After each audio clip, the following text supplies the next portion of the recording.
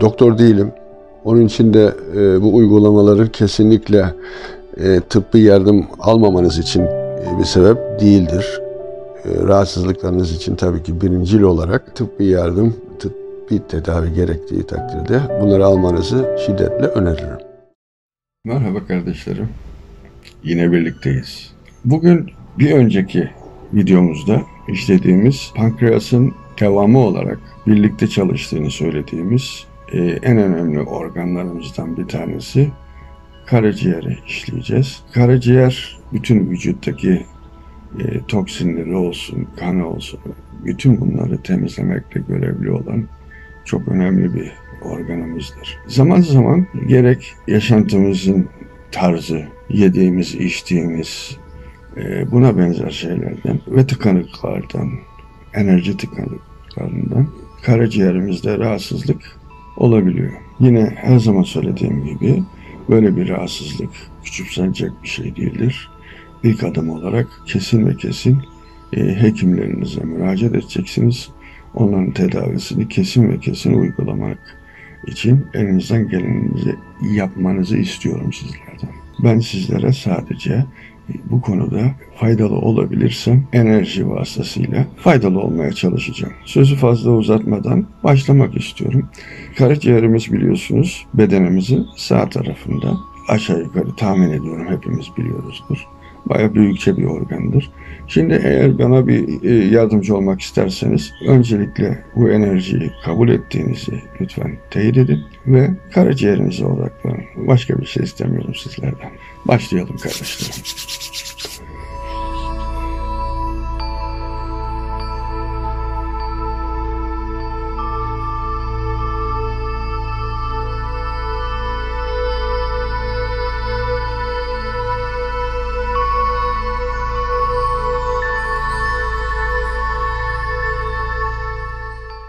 Şimdi şunu da belirtmek istiyorum.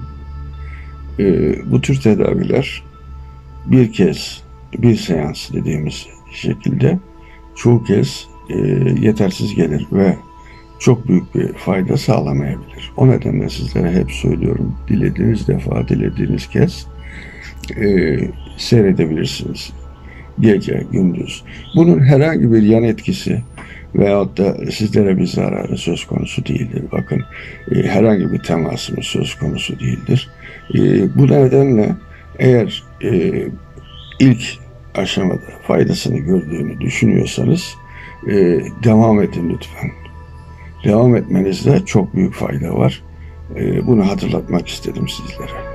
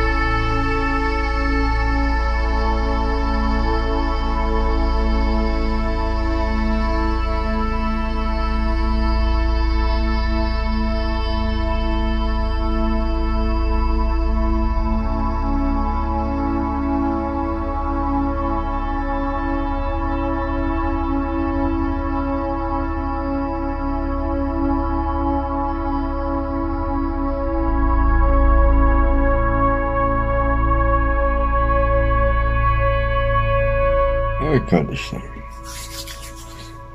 bugünlük bu kadar diyelim. Şu da aklıma gelmişken, karaciğere zarar veren en büyük hislerimizden, duygularımızdan öfke. Öfke direkt karaciğeri etkiler. Bunu bilimsel olarak açıklayanlar vardır. Sadece benim söylememle değil. Onun için tabii ki normal yaşantımızda da öfkelenmek bayağı bir zararlı olduğunu biliyoruz. Onun için mümkün olduğu kadar öfkelenmemeye çalışalım. Sevgi dünyayı kaplasın. Bugünlerde sevgiden daha çok hiçbir şeye ihtiyacımız yok. Sevgi olursa her şey gerisi gelir. Sizleri seviyorum. Sağlıklı günler diliyorum. Bir sonraki videoda buluşuncaya kadar hoşça kalın.